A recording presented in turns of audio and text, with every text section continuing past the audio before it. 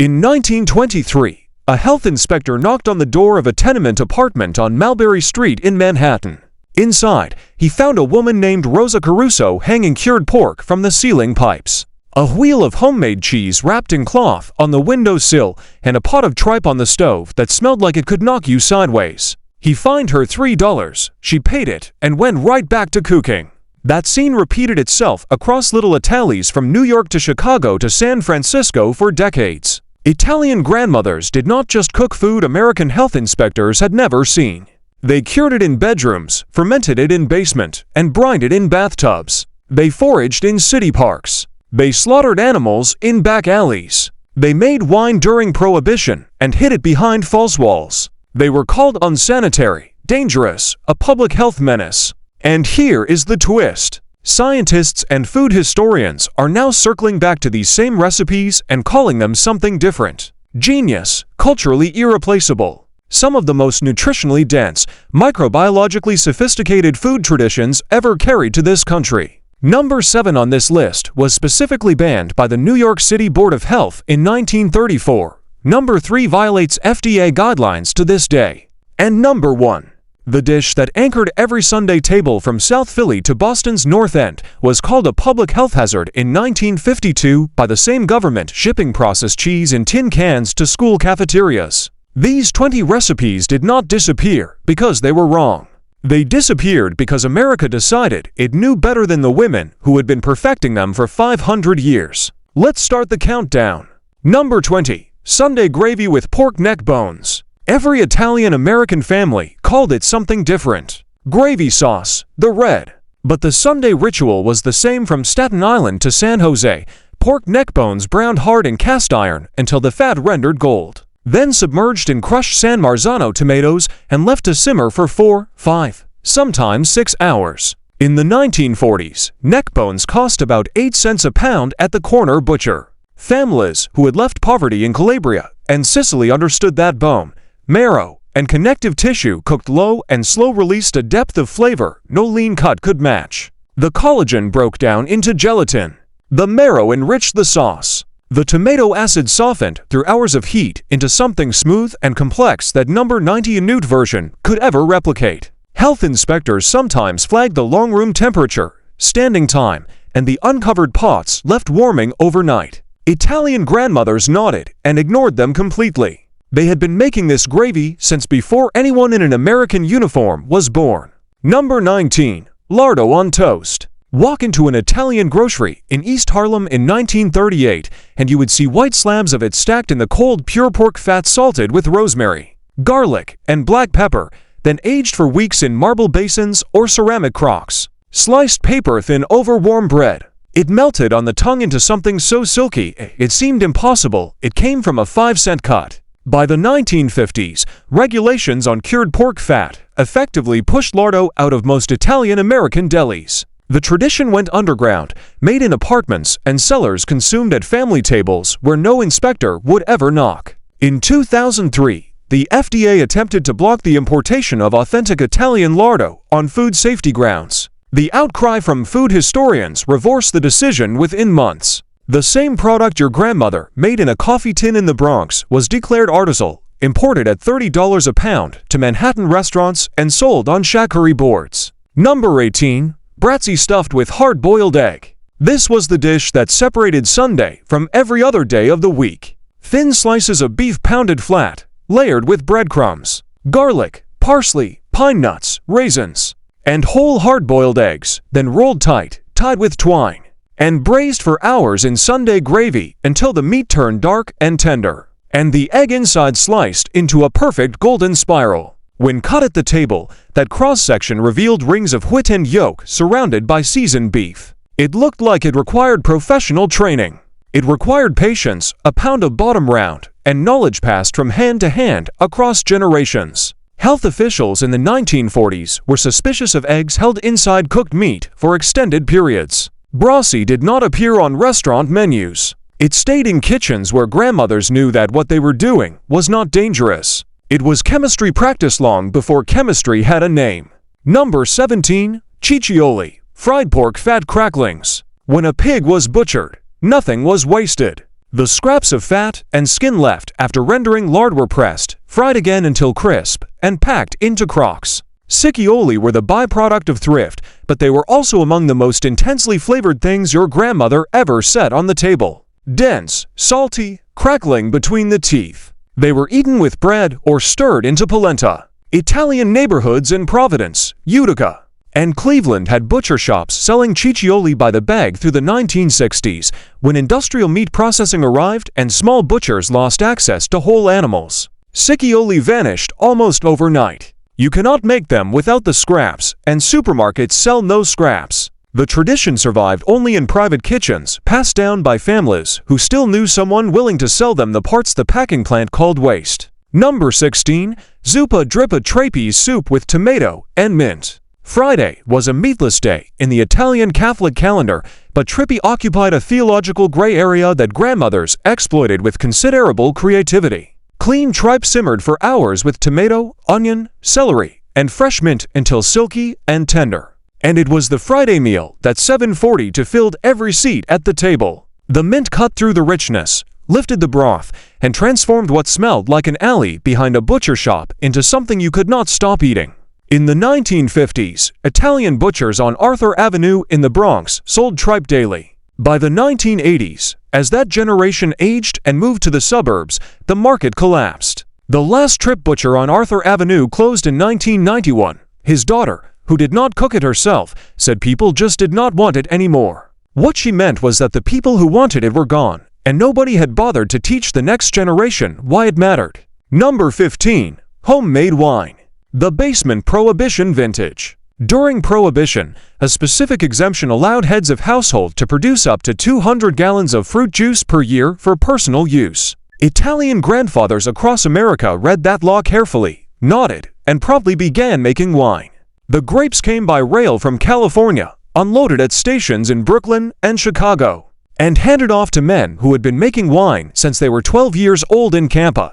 The basement of row houses became cellars. The whole neighborhood smelled of fermenting must every September. The wine was almost never particularly good by objective measure, but it was made by hand, poured at every Sunday table, and it tasted like home. When Prohibition ended, the tradition did not. Italian-American families kept making basement wine through the 1950s and the 1960s, long after they could buy it legally. The recipe was never written anywhere. It lived in the hands. Number 14. Cotacino. Gelatinous pork sausage simmered for hours. This was a sausage America did not understand. Made from pork rind, fat, and seasonment stuffed into natural casing and simmered for 3 to 4 hours until the gelatin softened the casing into something almost translucent. Cotacino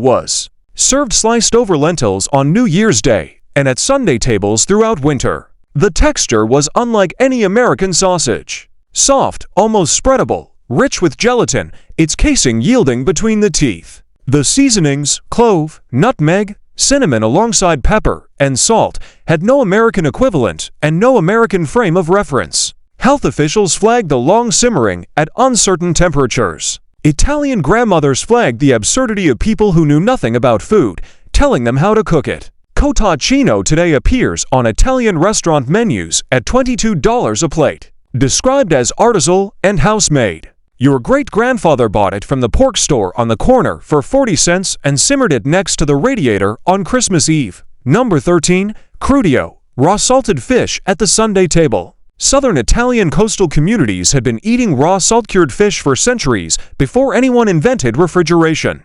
Anchovies packed in salt. Sardines cured in ceramic jars. Thin slices of raw tuna dressed with olive oil and lemon. The salt did the work that cold could not, drawing moisture, concentrating flavor, and creating conditions no pathogen could survive. In the 1950s, American regulators could not distinguish between raw and unsafe and raw but preserved. They saw fish that was not cooked, and they reached for the citation book. Restaurants in New York's Little Italy stopped serving crudio by the 1960s. Grandmothers continued pulling salt-packed anchovies from the jar under the sink, watching grandchildren make faces and come back for seconds. The FDA today still prohibits the commercial sale of many traditionally salt-cured, raw fish preparations that your grandmother needed no certification to make. Number 12. Arnini made from day-old risotto and ragu. This dish was born entirely from the refusal to waste. Leftover risotto, cold and stiff, was stuffed with a spoonful of sundai ragu, a cube of mozzarella, and a few peas. Then it was rolled in breadcrumbs and fried until the outside shattered and the inside went molten and golden. Health officials worried about reused cooked rice. American Food Safety Guidelines treated it with deep suspicion after unrelated commercial kitchen incidents in the 1940s. Those prohibitions targeted large-scale food handling and had nothing to do with Italian grandmothers who stored their risotto for 12 hours then fried it to order. Italian delis in New York were cited for selling arancini made from day-old rice. The grandmothers making them at home were, as usual, beyond reach. Arancini are now sold at food markets for $4 a piece. Nobody's grandmother sells them anymore. That knowledge lives in fewer kitchens every year. Number 11. So, cured in the back bedroom. The pork store in South Philadelphia made its own soapata. So did at least a dozen families on every surrounding block in kitchens and cold hallways hanging cured pork from hooks and waiting. Soda relies entirely on the correct growth of beneficial mold on the exterior casing and the acidification of meat through natural fermentation. American regulators in the 1950s saw raw pork hanging in unrefrigerated apartments and reached for the citation book. Italian grandmothers understood that the mold on the outside was not a contaminant. It was a protector, a centuries-old living system that kept the meat safe while flavor developed within. The FDA's current home curing regulations are extensive, largely unenforceable, and largely ignored in Italian-American households where the knowledge survived. The cicada in your great-grandmother's back bedroom was not dangerous. It was applied microbiology 1450 to refined across 500 years. Number 10. Polenta with fried eggs and gorgonzola. This was a peasant breakfast in northern Italy and a Sunday supper in Italian immigrant households in Cleveland and Detroit. Coarse polenta cooked for 45 minutes of constant stirring.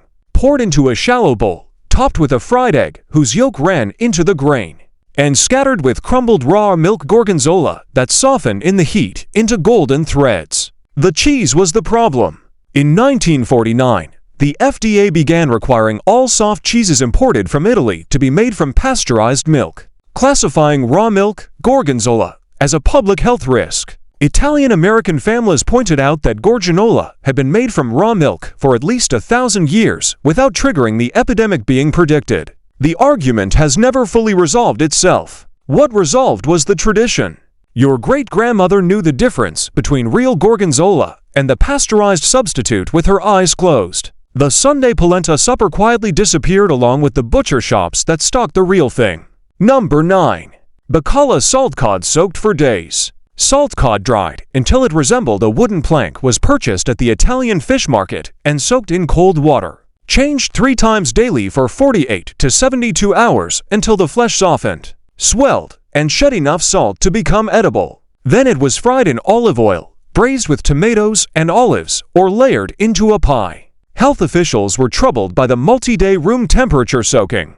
Italian grandmothers were troubled by health officials who apparently believed the entire Mediterranean had been dying of food poisoning for 5 centuries. Bacala defined Christmas Eve in Italian-American homes, anchoring the Feast of the Seven Fishes table alongside everything else the family could assemble. It required planning days in advance. When the generation of planners and sewers was gone, bacala mostly went with them.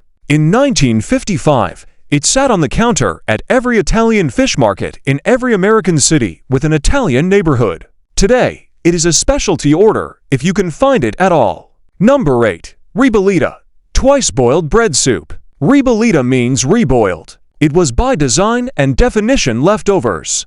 Day-old minestrone thick with cantellini beans. Cavallaro and stale bread was reheated the following day until the bread dissolved fully into the broth, thickening it to a porridge consistency, and then finished with raw olive oil and cracked black pepper. Italian grandmothers from Tuscany understood instinctively that the soup made on Thursday was good. The same soup on Friday, after a night in the pot and another hour on the stove, was better. American food safety guidelines viewed the reheating of bean soups with deep suspicion. The response of Italian grandmothers was that improperly stored anything could cause problems, and that perhaps regulators should target improper storage rather than a technique perfected across 400 years. Ribollita now appears on Tuscan-inspired restaurant menus at $16 a bowl. Your great-grandmother made it because she refused to throw away Thursday's soup. The recipe was identical. The reason was completely different. Number 7.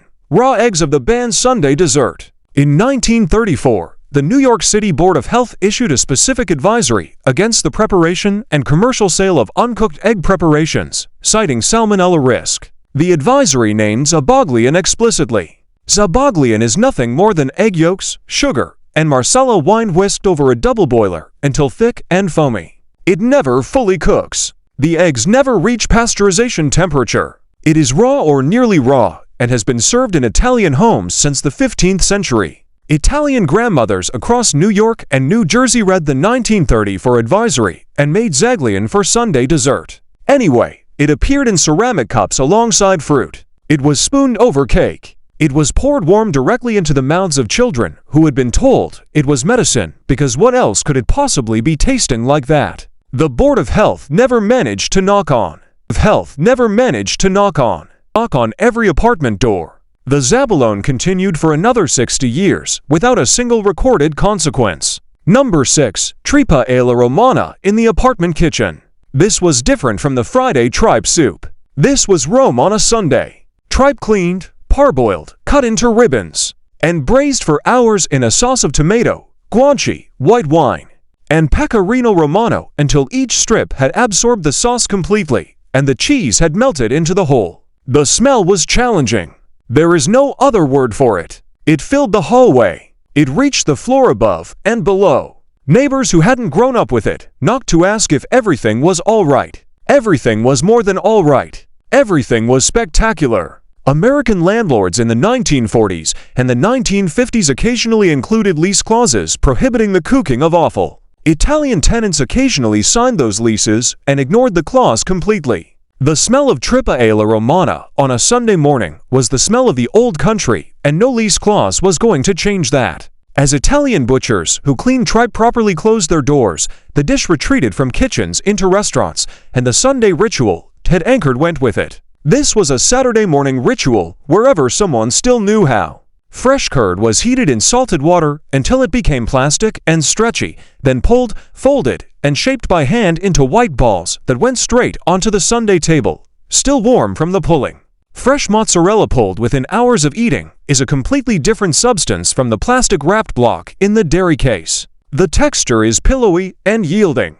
The flavor is clean, milky, and faintly sweet. There is a moment in the first hour after pulling when it is perfect. After that, it begins to decline. The version your grandmother made on Saturday morning was at exactly that peak when it reached the Sunday table. You can buy mozzarella at any supermarket. You can buy approximations at specialty shops. The pulled-in-the-kitchen sink version exists today, only in the hands of the few remaining grandmothers and the families patient enough to learn from them before it is too late. Number 4. Pena olio. Raw garlic and olive oil on bread. This was not a recipe. It was a philosophy. Thick bread toasted over a gas flame rubbed immediately while still hot with a cut clove of raw garlic until the clove wore itself down to a stub. Then the bread was flooded with olive oil and scattered with coarse salt. On hot bread, the simple assembly needed no more than that, and the olive oil did the work. Italian grandmothers ate this for breakfast. They fed it to sick grandchildren. They set it out as the first thing on the Sunday table while everything else was still cooking, so nobody would faint from hunger before the pasta arrived. Raw garlic consumed in the quantities Italian grandmothers used had a smell that mid-century American society found deeply suspicious. Italian-American school children were sent home from school in the 1950s because teachers thought they were ill. They had simply eaten breakfast. The garlic was not a flavoring. It was a foundation. The olive oil was not a condiment. It was a food group. Together on hot bread, they created something that needed no improvement and offered no apology. Number 3. Raw milk ricotta made in the bathroom. This one still violates FDA guidelines in most states. Fresh ricotta made from raw whole milk, heated to just below boiling, curdled with a splash of white wine vinegar, drained through cheesecloth, and salted. 90 minutes start to finish. The result was soft, still warm, slightly grainy, tasting of pure cream, and nothing else. Italian grandmothers in New York apartments made this in the bathroom because it had the best combination of a deep sink, warm pipes, and a door that closed. The cheesecloth hung from the shower rod. The whey drained into the sink. The ricotta went directly to the Sunday table. The FDA prohibits the commercial sale of raw milk dairy products aged less than 60 days. Raw milk ricotta consumed the same day it is made cannot be legally sold in most American jurisdictions. Your great-grandmother made it every Saturday in complete technical violation of a law that did not exist yet, producing something that bears absolutely no resemblance to the white paste in plastic containers at the grocery store. Real raw milk ricotta is an argument-ending food. It stops conversation. It makes people close their eyes. Your children have very likely never tasted it. That is the loss this entire list is really about. Number 2. Porchetta. Whole roasted pork in the backyard. This was the centerpiece of every feast day, every communion celebration, every outdoor Sunday gathering that wanted to be something more than a regular barbecue. A whole pig butterfied and laid flat, rubbed inside with garlic, rosemary, fennel seed, black pepper, and wild fennel fronds. Then rolled tight, tied with twine, and roasted for 6 to 8 hours over a wood fire until the skin crackled like breaking glass and the internal fat had basted the meat continuously for the entire length of the cook. In cities across America, Italian families were fined for cooking porchetta in their backyards. They paid the fine and scheduled the next feast 2 weekends later. The fine was treated as a cost of tradition factored in alongside the cost of the pig. What they produced was food at a scale and generosity that American backyard cooking never attempted. A whole roasted pig fed 40 people and left everyone arguing over the crackling. The fennel charred against the skin. The garlic sweetened over 8 hours into something caramelized and gentle. The meat pulled apart with 2 fingers. It was not a recipe. It was a declaration. Number 1. Sunday gravy left on the stove all day. This is where every entry on this list begins and ends. Not one dish, but a practice. The practice of leaving a pot of food on a low flame for an entire day, adding to it, tasting it, adjusting it, and serving it in stages across a meal that lasted for hours and required no fewer than 7 courses. The sauce started at 7 o'clock in the morning. Meatballs went in at 9 o'clock, sausage at 11 o'clock. By noon, the kitchen had accumulated a density of fragrance that attached itself to clothing, hair, and memory permanently. Children who grew up in those kitchens have spent their entire adult lives trying to recreate that smell. Health officials in post-war America were consistently alarmed by cooked meat sitting in tomato sauce at low temperatures for extended periods. They produced pamphlets. They issued guidelines. They gave talks at community centers in Italian-American neighborhoods across every major city. Nobody moved the pot. The science of what happens to a long-simmered ragu after 5 hours is not dangerous. It is transformative. Flavors integrate. Collagen becomes gelatin. Acid softens. The whole pot becomes greater than the sum of its parts in a way that no shortcut ever can. This was not cooking to satisfy hunger. It was a statement that Sunday was different from every other day of the week, that the family deserved something attended to, adjusted, cared for, and beyond given time. Italian grandmothers who arrived at Ellis Island with nothing, who were fined for their hanging pork and their raw eggs in their basement wine and their smoking backyard pigs, held on to their Sundays. The pot stayed on the stove. The gravy was made. The family sat down. That was the law they kept. Tell me in the comments which one your family still makes. If your grandmother is still cooking, go sit in her kitchen and pay attention. That knowledge does not write itself down. That knowledge does not write itself down.